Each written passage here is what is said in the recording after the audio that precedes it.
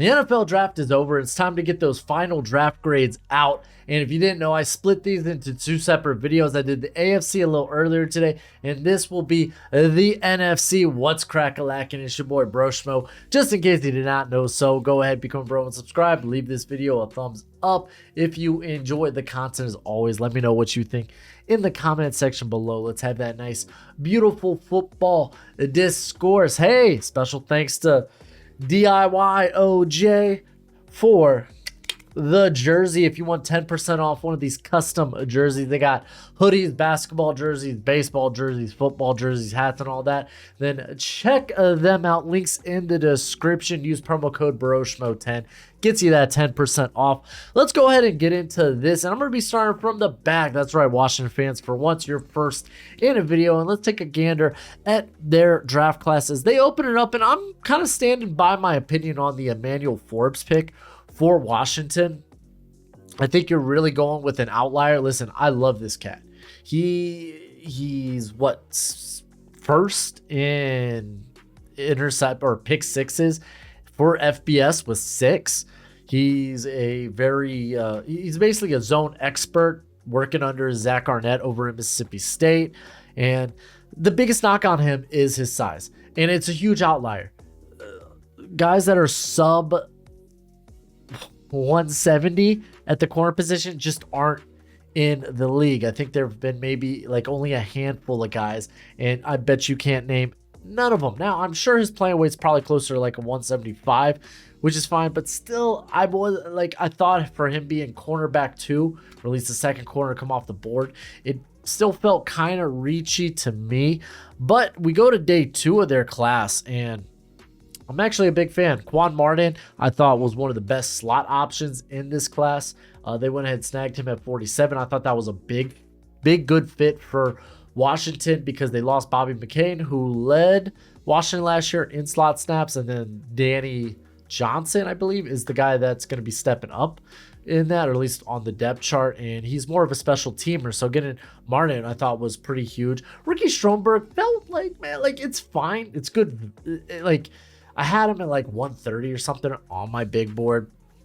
And it's not like there's a lot of great centers. Juice Scruggs was already off the board like 30 picks earlier. And like you were staring down like someone like Luke Whippler, who actually ended up not going until the 6th round. So it's like, okay, that's fine. And I actually ended up really liking their early day 3 picks. Like KJ Henry, I thought very good rotation player on the edge there.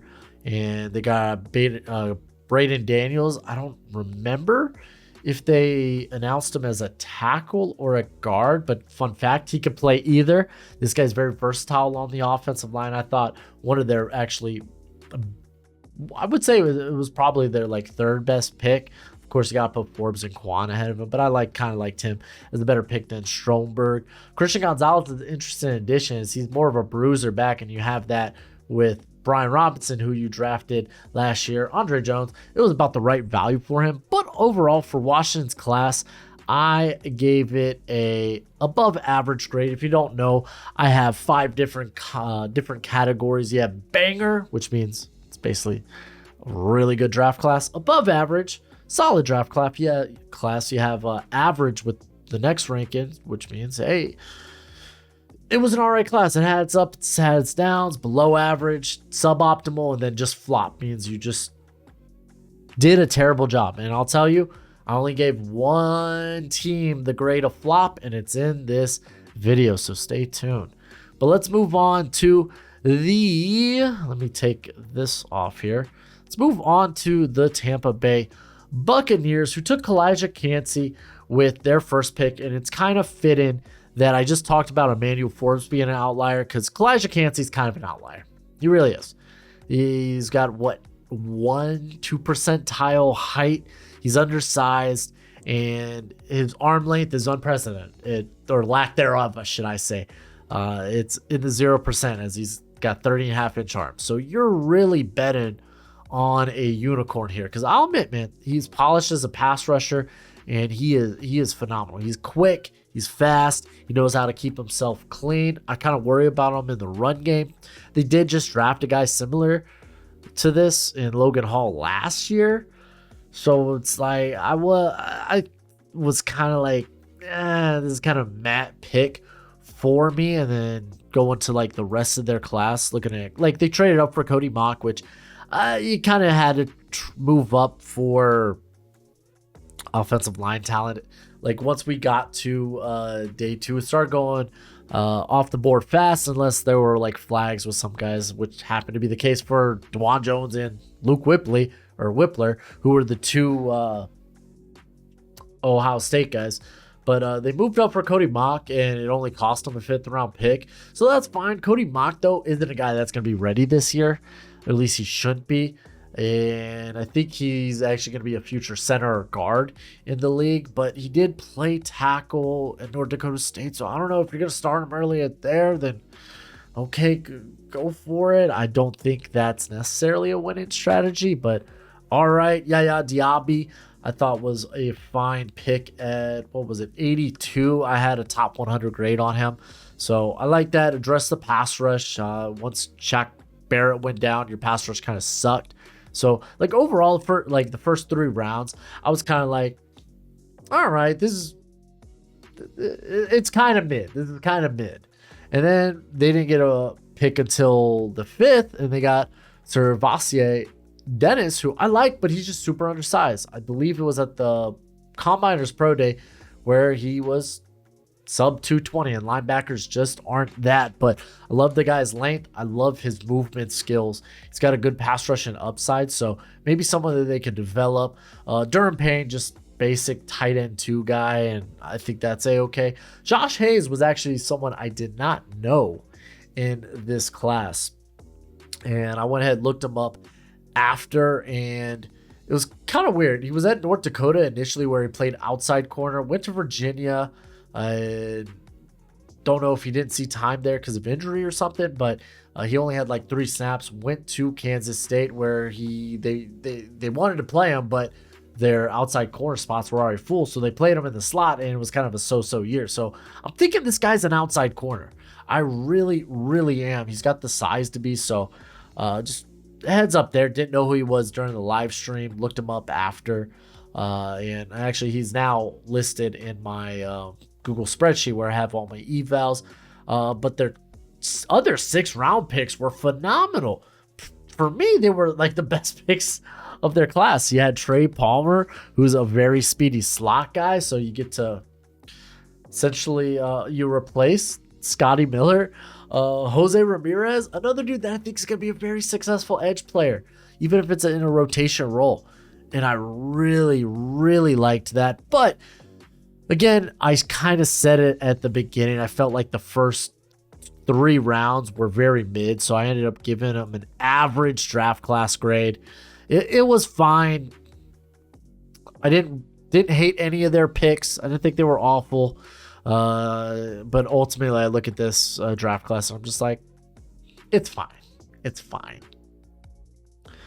Okay, who is next on the docket? I believe it's the San Francisco 49ers, and oh boy, let's talk about the Niners. All right, so quick look at their class. Straight up, their first pick was their best pick. I grant they didn't have a lot of picks to work with. They a lot of that it was because of Trey Lance, but they get Jair Brown. They actually move up to snag him. They swapped their 102 pick with 87. Then they gave away a 5th rounder and a 6th rounder to move up to grab Jair Brown, who I feel like Hufanga kind of already takes up that role of kind of being this split high, good in the box, nose for the football. But I mean, I guess they were looking for a parent, and I mean, we'll see how that works out. I mean, Jair Brown's a good player. But after that, it wasn't good, Niner fans. It really wasn't. You used your second pick, what was this, 99, on Jake Moody. I personally don't think teams should draft kickers or punters. I think you could find UDFAs at the position. Like, speaking of which, you had Harrison Mevis, Christopher Dunn available after the draft, and I think you could make a case that they're up there with Moody. Typically, when it comes to the kicker position in the draft last year, first kicker was off the board at pick 124. So you went ahead and drafted the first kicker, like by comparison to the last draft, by like 30 spots. Not a fan. It was not great. They got Cameron Latu, another guy that I had as a late day 3, mid day 3 pick. So it's like, what are we doing with your only day 2 picks, which are late thirds? What are we doing?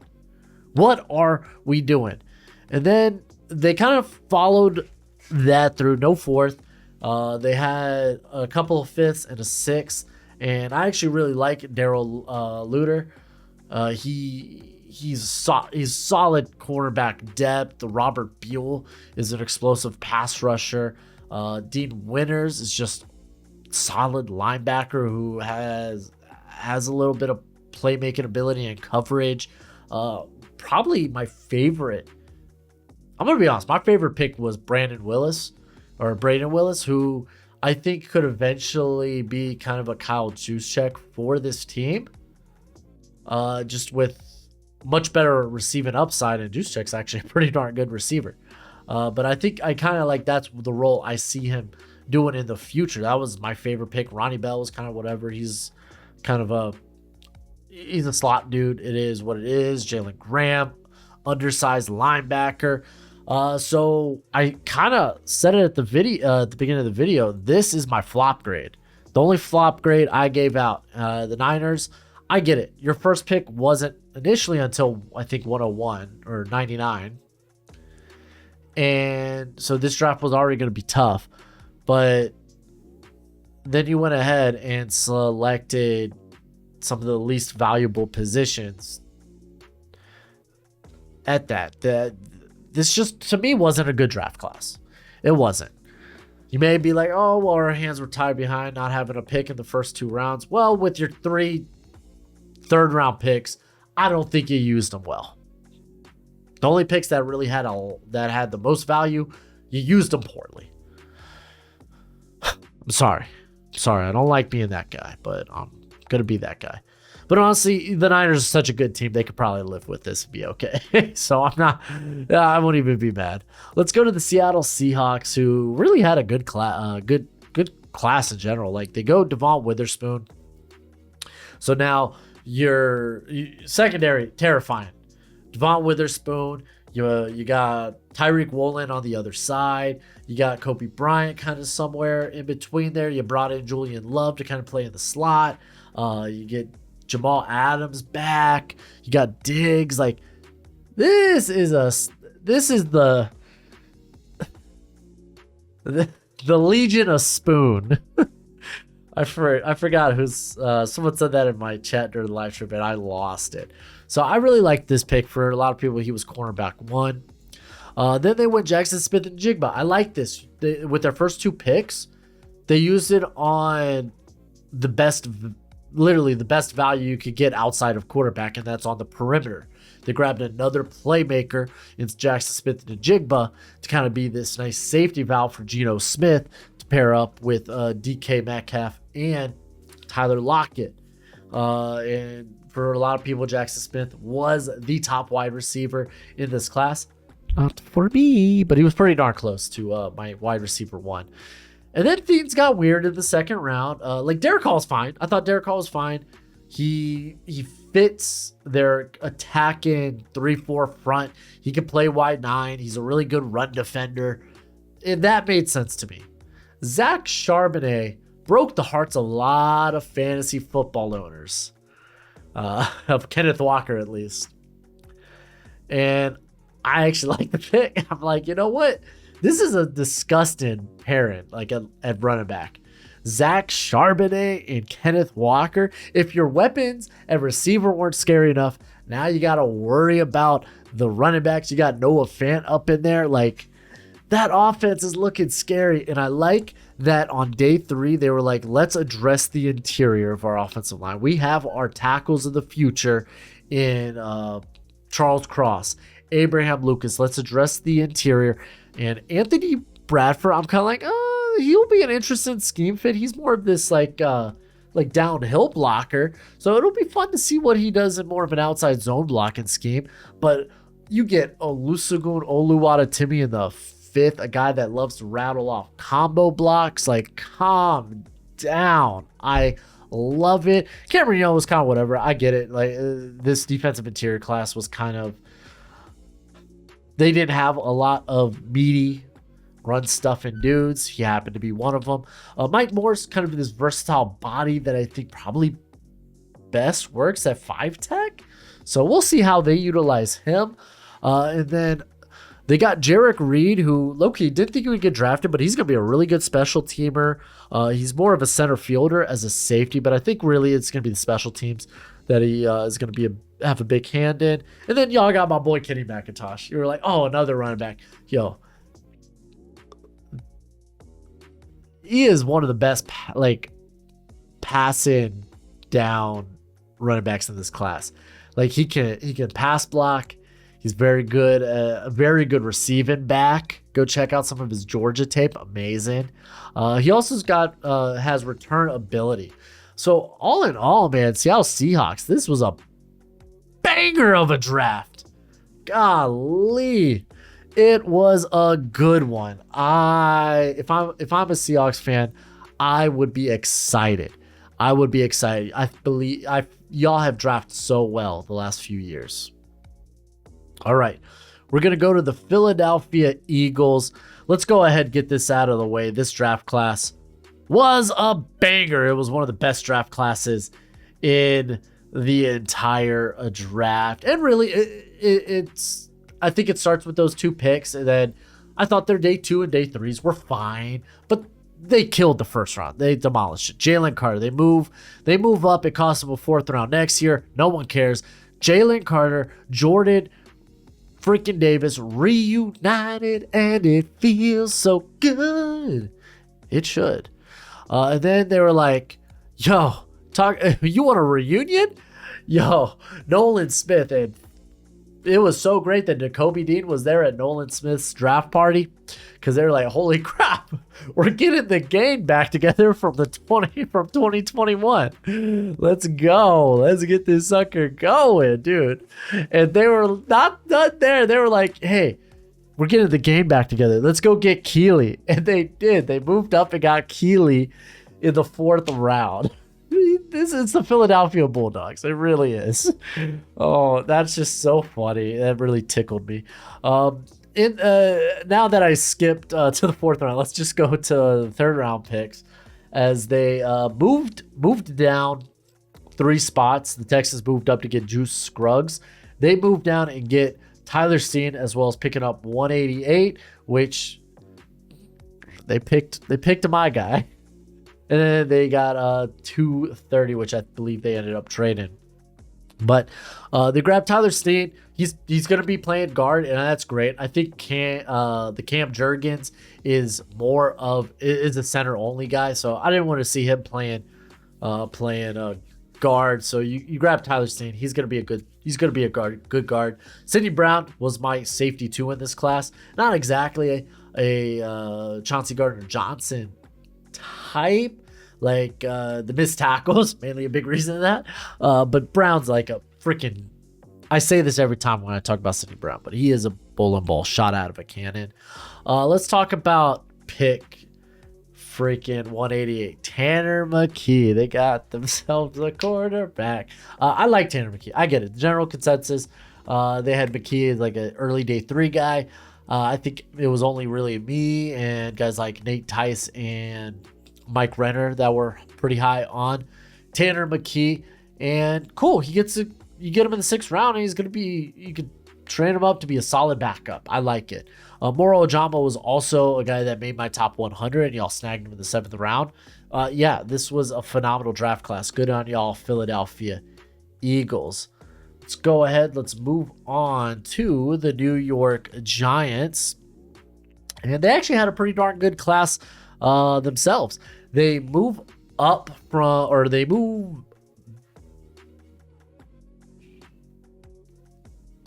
No. They move up. They move up, right? trying to think.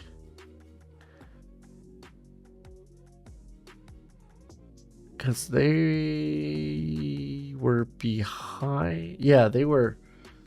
I believe they moved up. They moved up to 25. And they traded 27 and pick 130 to get Deontay Banks. Perfect scheme fit for Wink's system. I like it. Go get your guy. He's a very good athlete, and Wink's going to keep this guy tuned in, which was kind of one of my biggest cons when it came to him. A lot of people projected that they could go center in the first round. Well, they were able to get the center. A lot of people rejected him in the first round. In round 2 with John Michael Schmitz, phenomenal. You're knocking it out of the park, and then they trade back. The Texans move up to get Tank Dell, and you're like, oh, that's cute. We're going to get a fast guy as well, just with size. They grab Jalen Hyatt. I thought they did a phenomenal job on the first 2 days of the draft. And then at pick 172, they got Eric Gray, who is honestly, I think, a really good scat back guy that is just going to be a very good receiving threat. So you add him to the back, the running back room. Trey Hawkins, I was surprised. He was actually one of my favorite corners as a UDFA. So I kind of have no problem that they get him at 206. Because I did a video a few weeks ago where it was like my favorite corners in every round, including my favorite corner I have a UDFA grade on, and it was Trey Hawkins. He was that guy. And so I was like, oh, this is so cool. He gets to go to sneak in the Giants, and they suddenly have some corners that have a little size to them. Jordan Riley was someone I wasn't familiar with. So after the draft live stream, I looked him up. Kind of a nose tackle for Oregon. Testing wasn't all that great. His production wasn't all that great, but he's a 7th round pick, so I don't really care. Gravarius Owens, I think he's going to be a really good special team player, and he gives you a little depth at safety. Ultimately, the first 3 rounds were just really, really good. You get a banger grade, New York Giants. Congratulations. Y'all had yourselves one heck of a draft. All right, we're going to go to the New Orleans Saints, and they grab Brian Brazee. It's really no surprise that their first 2 picks were defensive line. This team was, in the bottom 4 of pressures last season. They really struggled to put pressure consistently on the quarterback. And Brian Brazee, a guy whose best football is ahead of him, I thought that was a good pick in the first. Then they grab more of a safe pick here, Foskey, which I think this was not too high for him, but he was a guy just outside my top 50. You grab him at 40, that's still fine. And he's more of a high floor type of player, but he's going to be for sure a good run defender, and I think he could be a good edge too as well. So I thought those were solid picks. Then they go with running back, less valuable position, but I mean, when you look at Alvin Kamara, a guy that might not be long for the Saints roster, Kendre Miller I thought was a solid pickup there. They're outside of A.T. Perry, I didn't love their day 3, more specifically where they took players at. Like Nick Saldivari, I know that he was kind of a hot name going into the draft, or late into the draft, for people that people were like, oh man, I think I like him as day 2. And I was like, I kind of got a mid day 3 grade on him. Y'all move up, grab him. He's someone that I think could play all 5 positions, so that's fine. Jake Hader, you took him a little ahead of where I had him, but not far enough to where I'm like, this is outrageous. Jordan Howden, more had as a late day 3 grade, but I think he's a solid depth guy. If anything, he's going to be a really good special teamer. And then y'all grabbed A.T. Perry, which was ludicrous value. Now you got a guy to be that heir apparent for Michael Thomas, as A.T. Perry legitimately will get time to develop, and I actually like that for him. So all in all, man, I thought the Saints did a solid job. I went ahead and gave them an above average draft grade. Again, I didn't think anything was like oh, banger pick. This is a great pick. I thought they took guys for the most part at right enough value, and they walked away. I think with a very successful draft. So yeah, good on y'all. We're gonna go ahead and move on. Let me click this sucker. Here we go. We're gonna go ahead and move on to the Minnesota Vikings, and y'all grab Jordan Addison. That's fine. I thought I probably would prefer y'all go corner. Y'all eventually did in the third, and we'll get to that. But like Deontay Banks felt like a really good scheme fit. But I mean, Addison's fine. You get to pair him up with Justin Jefferson. You keep KJ Osborne in the slot. That's fine. That's good and dandy. Honestly, Will Levis is just sitting right there. If anything, Jordan Addison, good pick. With what you were looking at, like Kirk Cousins, he is going to be a free agent after this season. Are you free of Kirk Cousins? Because there's no plan in place. And Will Levis falls in this draft, and there he is looking you dead in the eyes. I have to assume that Kevin O'Connell, who used to work with Liam Eichenberg, who was the OC for Will Levis, back in Will Levis's like good season in 2021, gotta imagine he just was like, yeah, I wouldn't take him. Gotta imagine was that. I don't know why you pass on Will Levis. Like, to me, that was just kind of foolish. He falls right there. You don't have to move up to get him, and you basically keep your hands in your pocket and do nothing. So, didn't love that. But I do love Jordan Addison. Mekhi Blackman, I get it. He's a press corner. He fits the system. This was early for me. Had a midday 3 grade on him. He was an older prospect. Just so well, I get it. Fits the system. I thought it was early for him. Jay Ward, kind of a turbulent prospect, to say the least. Someone that I think probably ends up being a slot player in the NFL. Good athlete, just super undisciplined. A lot of blown coverages, and I believe he had a missed tackle problem as well. Jaquelin Roy, solid pick. He's going to be a big, meaty boy in the middle. Good on y'all. Jaron Hall is kind of whatever. Is that your backup plan? Come on. And Dwayne McBride was just exceptional value. I had him in my top 100. He's a big back. I think he's a good complement to that running back room. Ultimately, though, pass it on Levis. Didn't like that. Mekhi Blackman felt like he was a reach. Jay Ward felt like a reach. I gave y'all a below average draft grade. Like, I think there's parts of the draft that I like. Like Addison, I do like, just don't like the idea of passing on Will Levis. Dwayne McBride, I like, but that's a running back and it's in the 7th round. Like Roy, I like, but again, it's an interior player in the 5th round. And I get it. It's like, oh, well, we only didn't have a 2nd round pick. It's like, yeah, but I don't really like what you did with your 3rd and 4th. So, yeah, that is my grade for the Minnesota Vikings. Don't feel bad. Minnesota Vikings. I gave my Dolphins a below average grade, and they didn't have a lot of draft capital either. But at least we got Tua. All right, on to the Los Angeles Rams. They grabbed Steve Avila with their first pick, and that offensive line always feels like it needs more and more help. Avila, with his center and guard versatility, I think brings that to him, so I really liked that pickup. And then y'all snagged one of my favorite players, Byron Young, in the 3rd. I think this is a dude, he's an older prospect who he's raw, but he has tools, he has explosiveness, and you'd be like, why is he raw? Why isn't he more polished being an older guy? He didn't start playing football till he got into college, and that was in community college. So he has tools. Tools are already there. He's a very good athlete. You just got to kind of spit shine him a little bit. So I really liked that.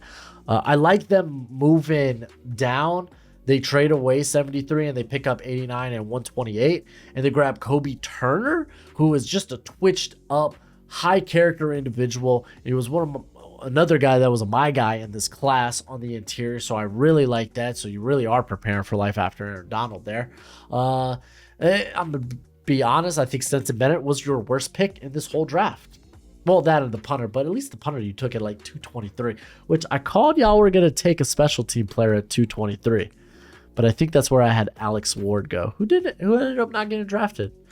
Who would have thought? No one wants to draft a long snapper, but they'll draft punters and kickers all day. I don't mean to give hate out there to punters and kickers. I feel like it's kind of like teams have kind of proven you could find quality guys as free agents.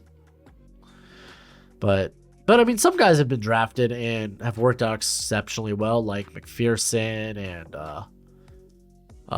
Tucker. So, I mean, I feel like if you have enough picks, then yeah, why not take a shot? Grab probably who you deem the best at that position. But I mean, I guess that's enough of my kicker punter rant. But yeah, Stetson Bennett. Listen, I wasn't that high on Stetson Bennett. I think he's an undersized quarterback. He's an old quarterback. I think he's a great locker room guy. He's charismatic, but limited tools. Wasn't a fan. But Nick Hampton, I was a fan of. I love it. This guy can get after it on the edge, and suddenly, like, your edge rushers are looking a little scary, and I like it. I like it a lot. Warren McClellan is more of a depth guy, but not a high upside, but I think he's a solid floor player. Davis Allen, typical tight end 2, good value in the 5th. Puka Nuka, not the fastest guy, but somehow just a really smooth athlete out of BYU there. Travius Hodges-Tomlinson, Rams love their small corners, so I'm sure the rest of the NFL is looking at him like he's probably a slot, and the Rams are like, we can make it work on the outside potentially. Maybe have him be like a Troy Hill where he bounces inside and out. O'Shane Mathis, another more pass rush help. I love them going after pass rush. You get a guy with 34-inch arms and nasty explosiveness. Zach Evans. We had some running backs fallen in this class. This was a very good pickup, I think. You lost Nick Scott and Taylor Rapp. Jason Taylor, at the very least, good special team player. A guy that I think you should probably keep around the box, though. And then I think this was the Mr. Irrelevant pick. It was Desjuan Johnson, someone that Brett Coleman actually really liked out of Toledo. Ultimately, for what you had, this class was kind of fire. It was a banger. Rams. I mean, you get a first-round pick next year, too. I can't wait to see what y'all do. But I thought this class was exceptionally productive for the Rams. Moving on to... who is next? Is it the Green Bay Packers? I think it's the Green Bay Packers. Yeah, that's AFC, that's AFC, that's AFC, that's AFC. And yeah, it's the Packers. So they took Lucas Van Ness in typical Packer fashion. They were like, why grab a weapon for our quarterback? What we've been doing is working. To hell with him. Jordan Love, he'll be fine. Lucas Van Ness, though, Mamma Mia, that's a spicy meatball. But I mean, hey, the Packers, they love getting their edge help. Lucas Van Ness actually really fits well with the Packers. And I know I talked all that good stuff about Packers not really helping their quarterbacks. They certainly did on day 2, dude. I loved their day 2 because they went out there and they were like, all right, we goofed. We kind of screwed Aaron over. We kind of did. We didn't get a lot of weapons. Oh, what about Devontae Adams? Yeah, he was fine. You got lucky you hit on a second-round pick. He ended up being exceptionally good. Christian Watson's starting to look good, but I mean, you're doing this at the back end of Aaron's career. Okay, whatever. But you went out, you grabbed Luke Musgrave. Very good receiving tight end. And then, honestly, Tucker Kraft is too. This is a team that loves 2 tight end sets. Low-key, they love 2 tight end sets. And they're going to be able to bring that. I like that. You had Jaden Reed, who is just filthy, stupid quick, good vertical threat. He shows very good hands. Have him operate out of the slot. Ooh, that dude be scary.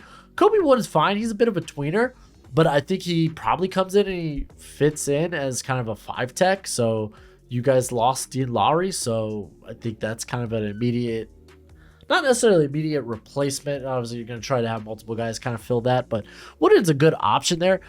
Sean Clifford, probably your worst pick.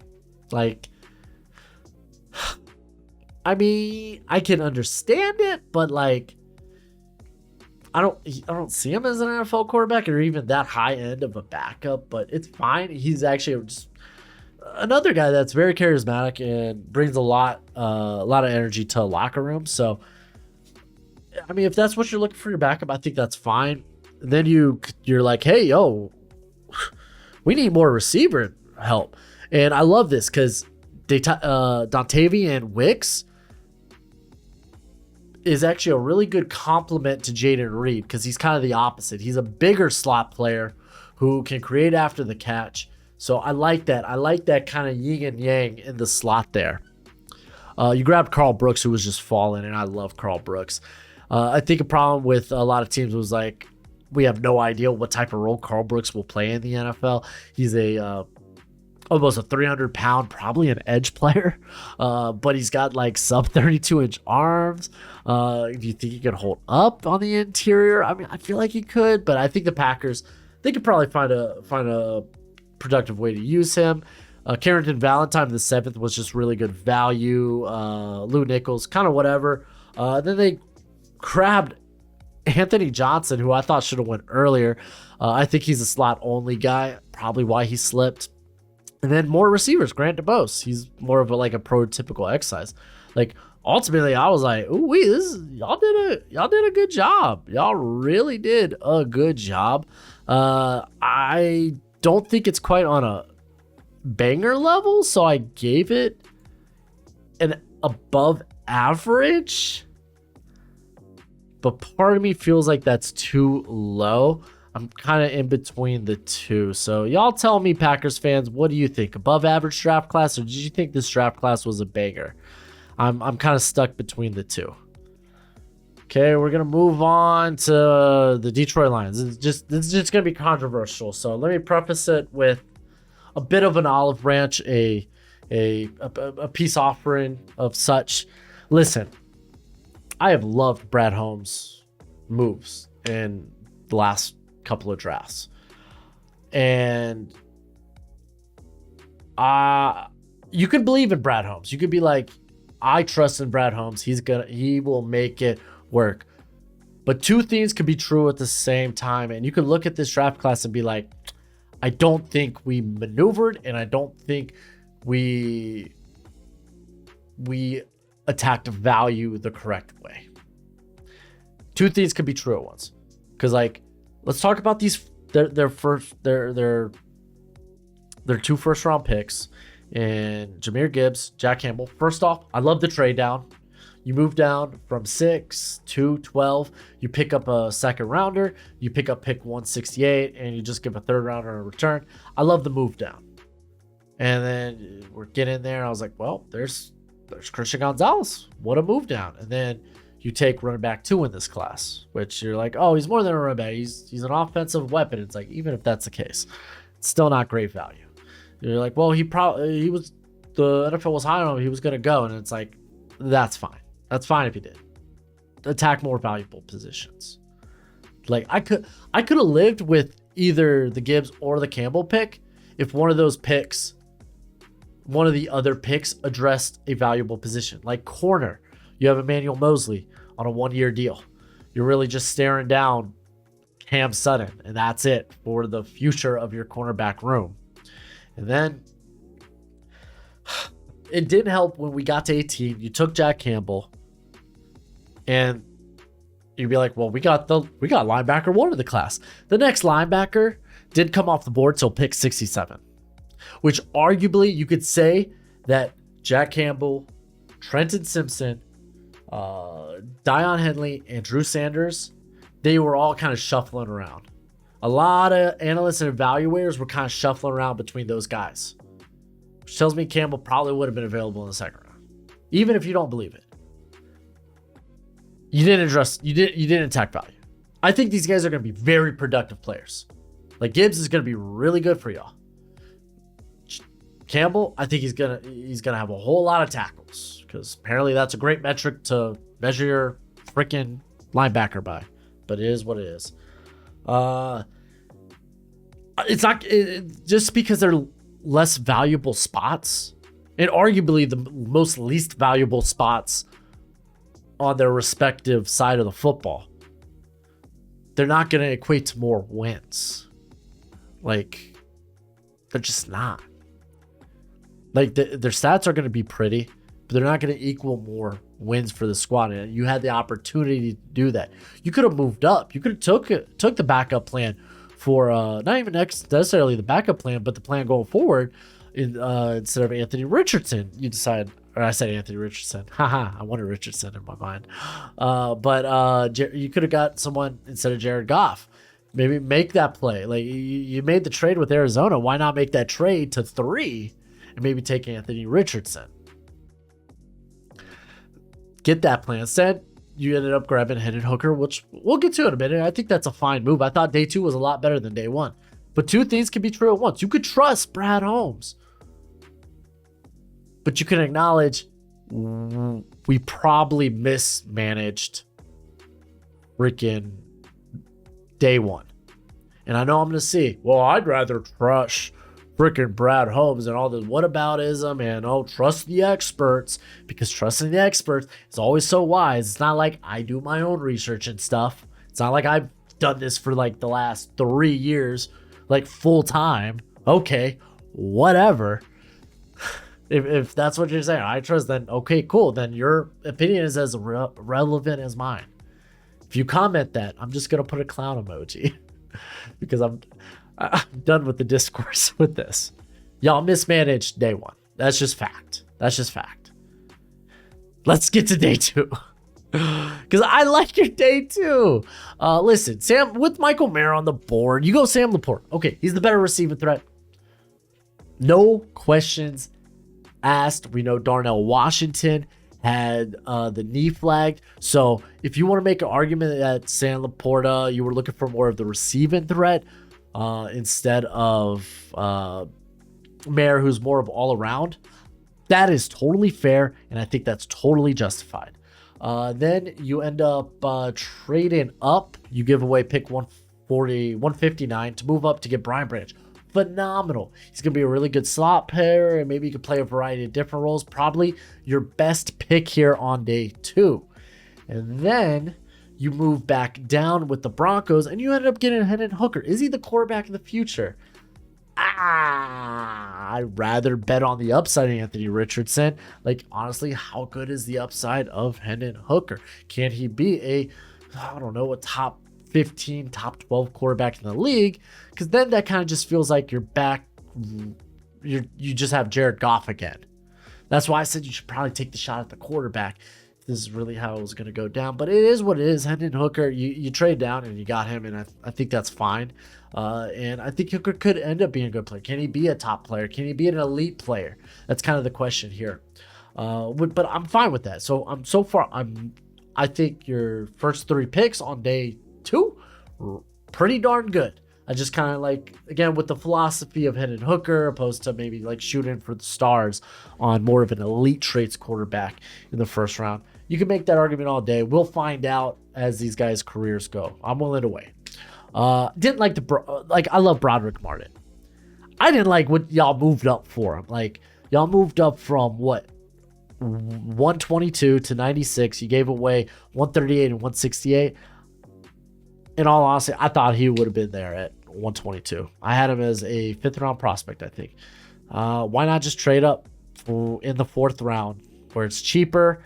I didn't love that, but I love the other 3. That's fine. You had 5th round Colby Sorsdale. I actually liked him. I believe he was at the Shrine. Antonio Green's fine. Ultimately, I think y'all got good players, and for as badly as I think, this is my opinion, that y'all fumbled day 1, I thought y'all had a decent enough bounce back in day 2, and I'm just gonna say this is an average class, and I think that's fair. It's average. You got some good players. You could have had better. You could have had good players at more valuable positions. Neither here or there. Lions fans, let's see if you accept my olive branch of two things could be true at once.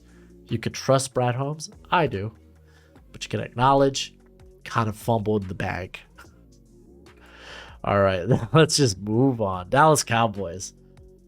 I know Cowboys fans don't like the Mozzie pick. I like the Mozzie pick. There weren't a lot of meaty run stuffers in this class. There was a lot of undersized players that were questionable against the run, so I figured these guys would kind of go in a hurry, and Mozzie ends up going at 26. This is something I called like a month ago maybe. No, it was probably months ago because Cowboys fans kept getting mad at me whenever I traded down to get Mozzie Smith instead of just taking him at 26 or 27. I don't know how it works. Thanks, Dolphins, for screwing up the draft order. Fins up, baby.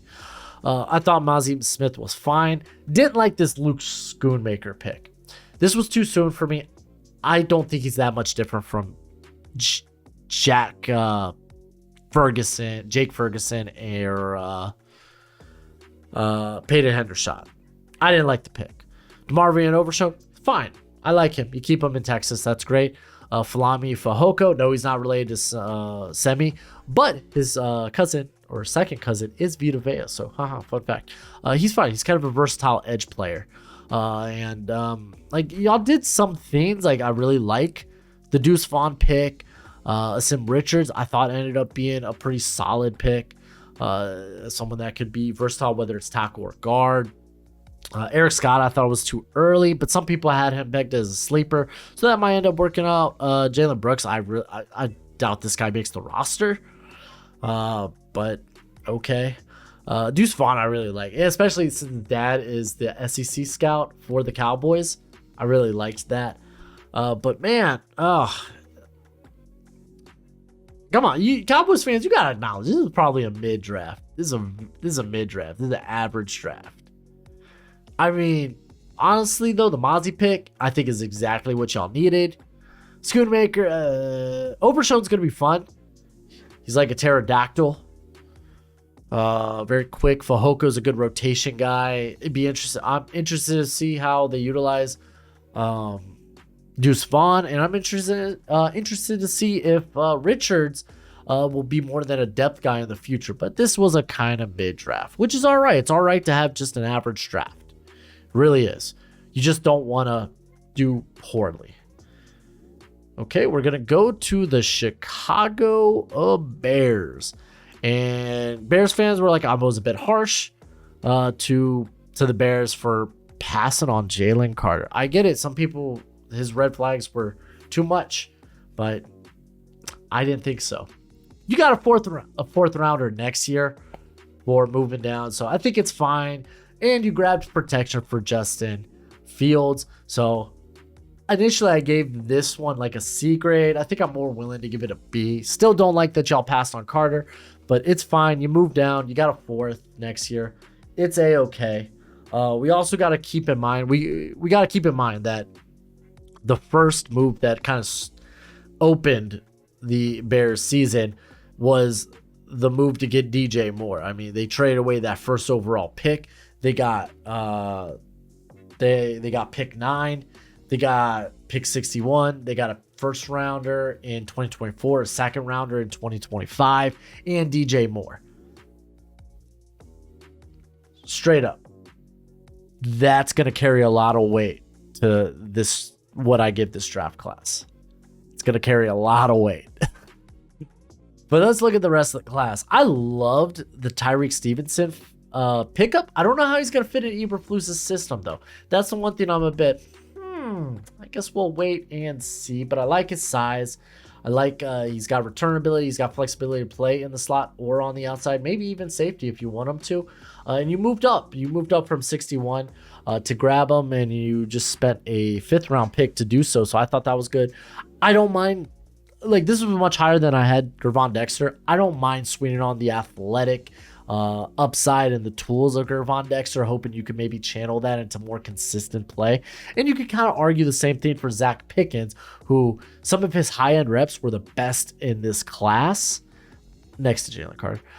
It's just they were few and far between. So I don't mind swinging on those guys.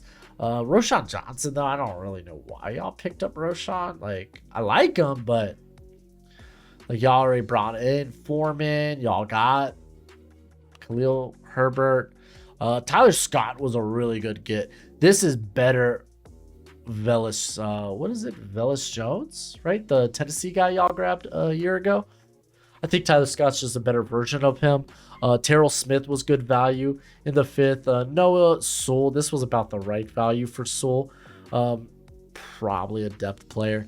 I expected Travis Bell to get drafted. I actually had him in my 7-round mock to, I think, the Cowboys. Because there's just not a lot of good run defenders. And while even he is a bit undersized compared to some of the others in this class, he's just stupid strong. Kendall Williamson's fine. He tests out really well. And like I said, like that trade from 1st overall is going to carry a lot of the weight. Because I think without that, this is kind of a above average class. But I'm going to give y'all a banger because y'all did good. That trade, again, kind of carrying this class. All right. Let's move on to the team you traded with, the Carolina Panthers, who took Bryce Young, easy A, move up, got your quarterback, got the best quarterback in the class. I'm cool with that. I'm fine. It's day 2 where things, I think, get a little fuzzy. I understand that this receiving class was weird. There wasn't a lot of high-end talent, but day 2 was thick. It was filled with a lot of receivers, and a lot of people had them ranked in a lot of different ways. So I can understand that Jonathan Mingo kind of crept to the surface for a lot of people because he tested out ridiculous for his size at like, what, 6'4", 220. And for the most part, his film's pretty solid. So I'm like, okay, that's fine. I think that's a fine pick by the Panthers. This DJ Moore thing killed me. Or DJ Moore. DJ Moore getting thrown in that trade did kind of kill me. This DJ Johnson thing, I had a late day 3 grade on him. He's been playing edge for what? A couple of seasons. He's a former tight end, older prospect, and he really just is fast. That's it. Not really a lot of pass rush moves to him. And the thing is, you moved up for him. You moved from 93 to 80, gave away 132. That was a big F for me. I was like, that do be bad. But y'all bounced back with, you only had 2 other picks in the draft. Luckily, they were both early day 3, and you got Chandler Zavala, who I love. Instant, immediate scheme fit here for Reich. And now you get to pair him up with his old teammate, Ikem Ekwonu. And then you grabbed Jamie Robinson, who was falling because I assume a lot of teams pegged him as, oh, he's slot only. And I think it could be more than that. So I really liked that Robinson pickup. So honestly, the DJ Johnson, it's a big goof, don't get me wrong. But I think the other parts of this class kind of make up for it. And I'm going to give it an above average grade. I thought for the most part, y'all did a relatively solid job. And with that, I think we only have one more team left. Oh, no, we have 2 more. What am I saying? All right, well, let's get rolling. This is like over 50 minutes. This is why I separated them 2 videos. I really wanted to get in and talk about some of these teams. So let's go to the Atlanta Falcons, and we'll finish off with the Arizona Cardinals, my hometown team. Y'all grab Bijan. Everyone and their mom for the last 2 weeks were like, you know what? The Falcons are probably taking Bijan.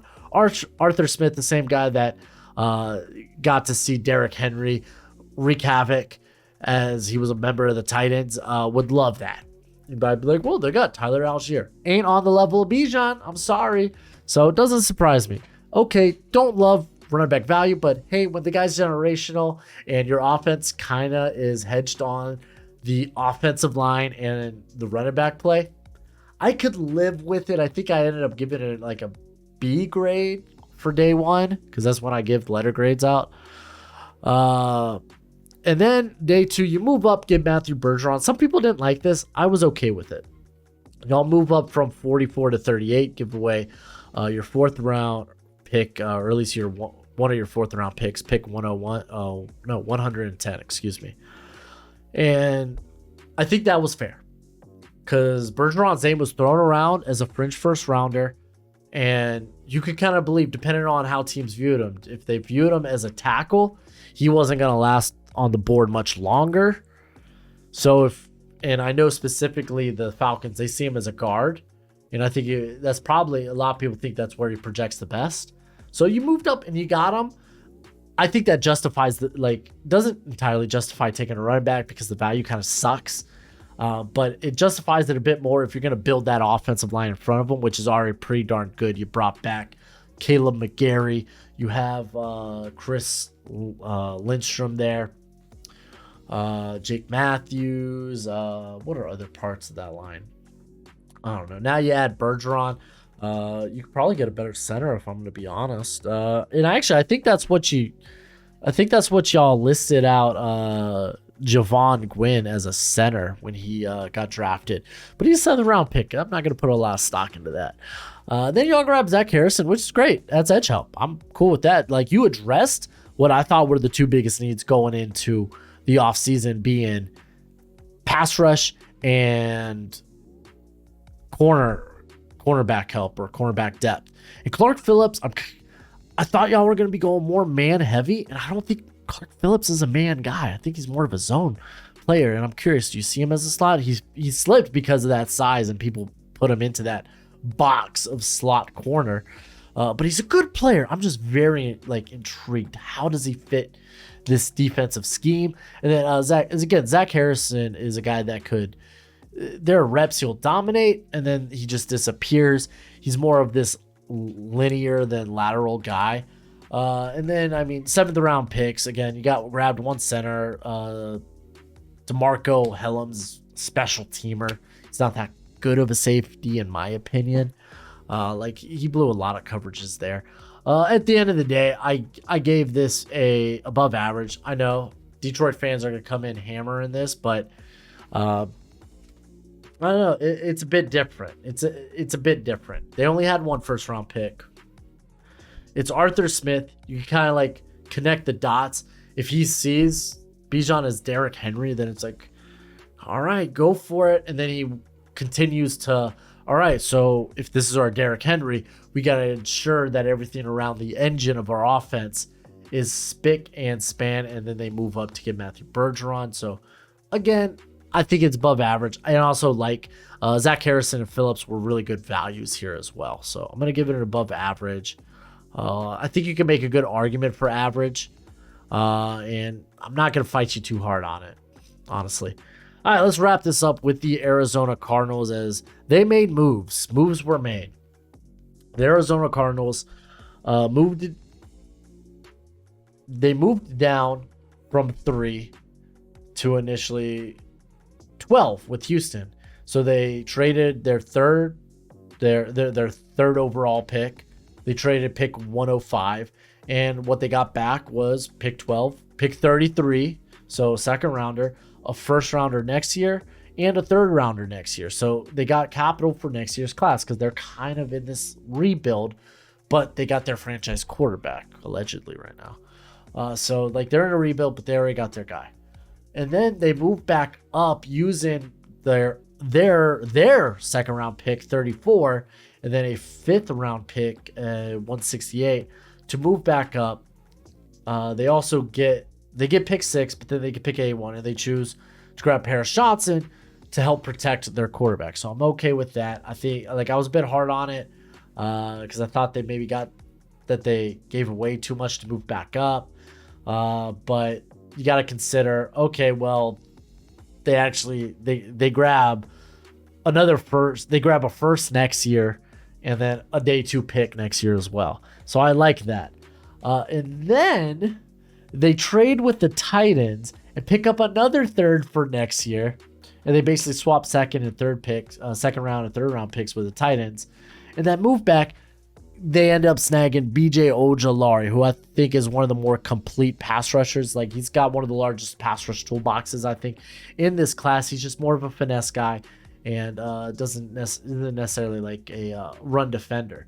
Then they grab Garrett Williams, who they grab him at 72. I think he would have been a top 50 pick if not for the ACL injury. So they're making good headway here. So right now they grabbed a corner, they grabbed edge, they grabbed tackle. I'm feeling really good about the Cardinals draft at this point. They also picked up another first rounder next year. They grabbed 2 third rounders next year as well. And then they get at pick 94 because the Eagles and the Cardinals had to like swap some picks because of tampering with Jonathan Gannon. But they grabbed Michael Wilson here, who I thought was probably would have been in the run for wide receiver 1, if not for injuries. Like, he's been really banged up the last 2 years. So those are big red flags. But getting him here at 94, you're worth taking that shot because this guy has one of the best release packages and could be a prototypical X. They grabbed John Gaines in round 2, and I think that's all right. I think that's fine. And this was, how did they get this pick? Oh, because they moved it down from 96, and they pick up 122, 139, and 168. So Gaines, they get some guard help there. I think that's a-okay. They grab Clayton Tune as a backup. He might be day 1 starter while they wait for Kyler. I don't think they should play Kyler at all next year. Owen Papo's a good developmental linebacker, freak athlete. Keitrell Clark is a really good slot player, so I'm curious to see what happens with Isaiah Simmons. You just move him back to linebacker. And Dante Stills, just good player. Just good player.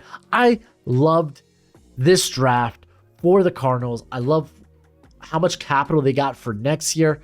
This was a banger class and a great way to end the video because it's already going super long. But that's it for the video. Go ahead, do the YouTube thing, and as always, until next time, you be easy, my friends. Later.